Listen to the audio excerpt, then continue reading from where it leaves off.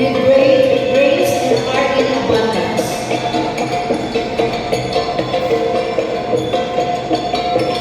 Kinintangan. Kinintangan position namin progress. Timbaban. The position Timbaban shows the planting season from the Kintongan Palay seedlings. Salapasal. Position illustrates the flowering stage of the Kintongan Palay. Kinetkecha. This position announces the expected high production of the harvest of the palay and thanking Kabunyan for his love and blessings. Pinojosan.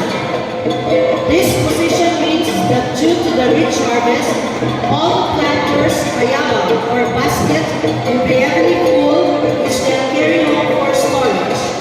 Usually, one person may carry 3 to 4 betek of palay, wherein one betek consists of 4 bundles of palay depending on their strength.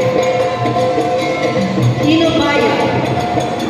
This Inubaya position is a symbol of honoring and thanking Kabunyan for his abundant blessings, for a rich harvest, and ensure food security for the community and more food for the people.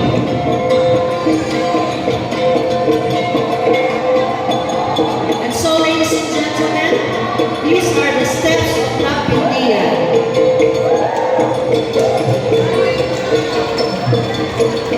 Thank you very much. That is from...